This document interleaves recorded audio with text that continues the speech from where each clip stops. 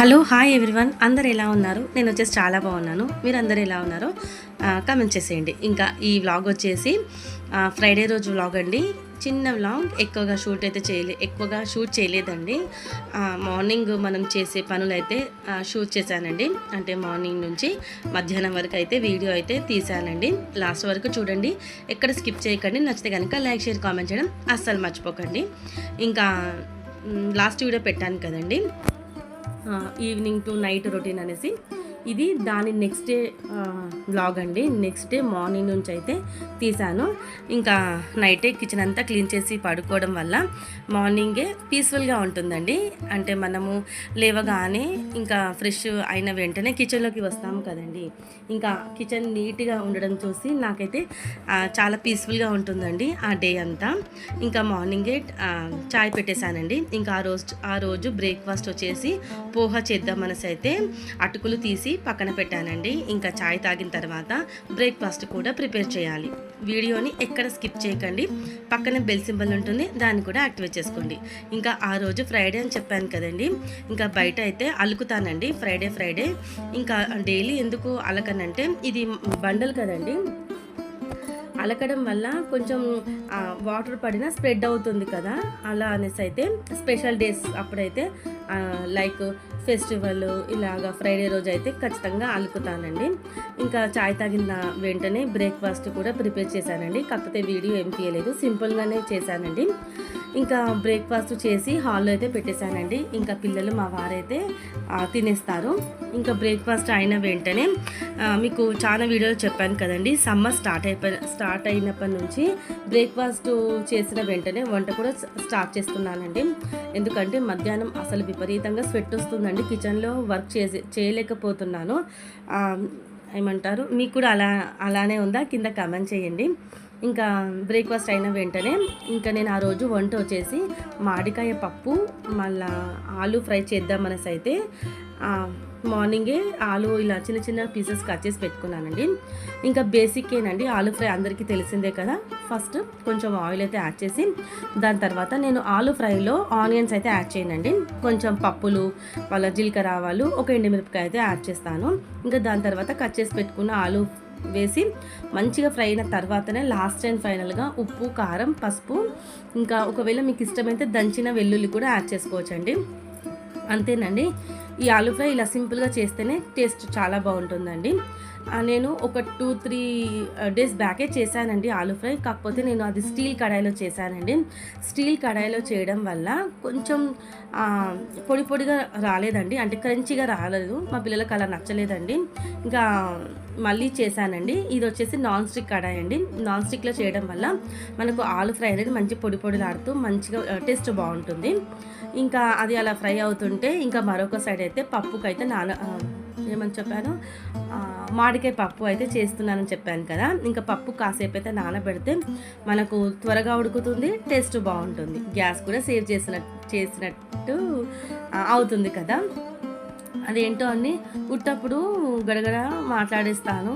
ఇంకా voice over ఇవ్వగానే కొన్ని మాటలు అయితే గుర్తుకురావండి. ఇంకా పప్పు అయితే తీసుకున్నానండి. పప్పు తీసుకున్న తర్వాత మంచి ఒక 2 సార్లు కడిగానండి. పప్పు కడిగిన వాటర్ నేనైతే పారిపోయిందండి. ఇలా మొక్కలకైతే పోస్తూ ఉంటాను, మొక్కలకు చాలా హెల్దీ అండి. ఇంకా కడిగిన తర్వాత దాంట్లో ఒక 2 పచ్చిమిరపకాయలు, ఇంకా మనకు మామిడికాయ పప్పులో కొంచెం కారం ఎక్కువనే పడుతుందండి. స్పైసీగా ఉంటేనే మనకు బ్యాలెన్స్ అవుతుంది ఆ పులుపు అనేది. ఇంకా కారం వేసిన తర్వాత పసుపు, కొంచెం ఆయిల్, ఇంకా మామిడికాయ. నేనైతే ఒక చిన్న మామిడికాయ తీసుకున్నానండి, అంత పెద్దగా అయితే ఏం లేదు.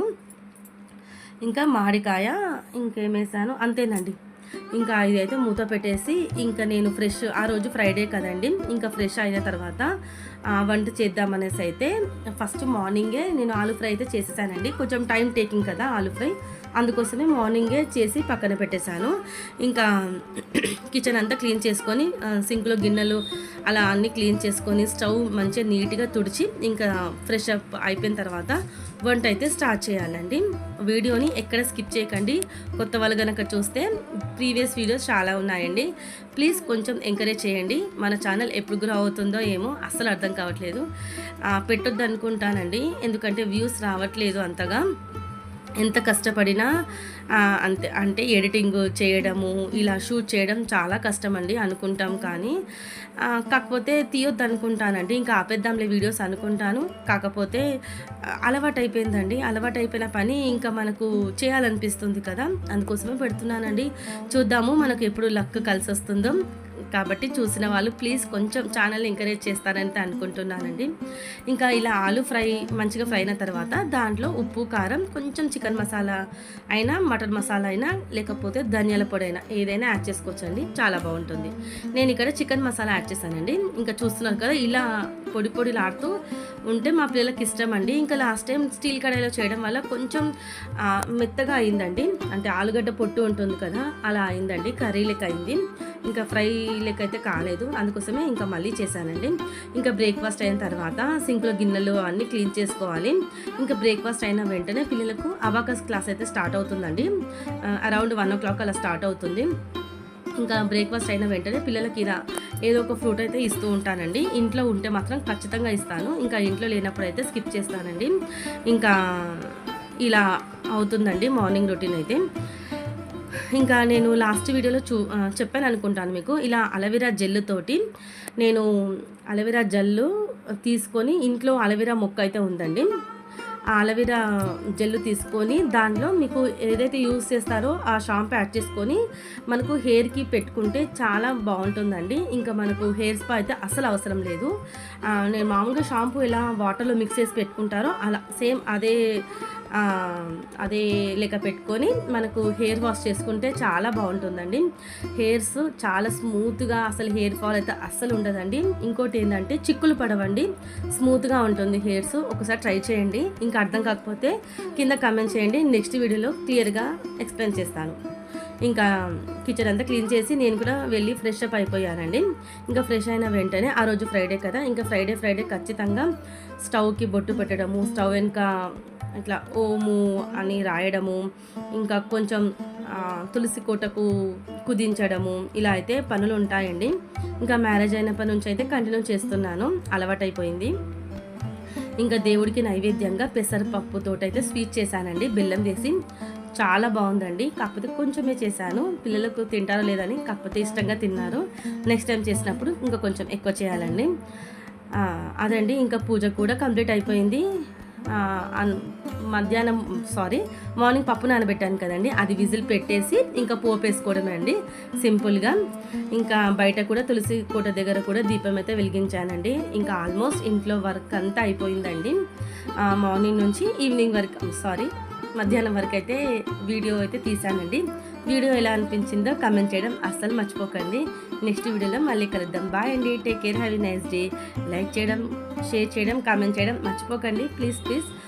ఇంతవరకు చూస్తున్న వాళ్ళందరికీ అయితే చాలా చాలా థ్యాంక్స్ అండి. సబ్స్క్రైబ్ చేసుకున్న వాళ్ళందరికీ కూడా చాలా థ్యాంక్స్. ఇంకా చేయకపోతే చేసేయండి. బాయ్ అండి.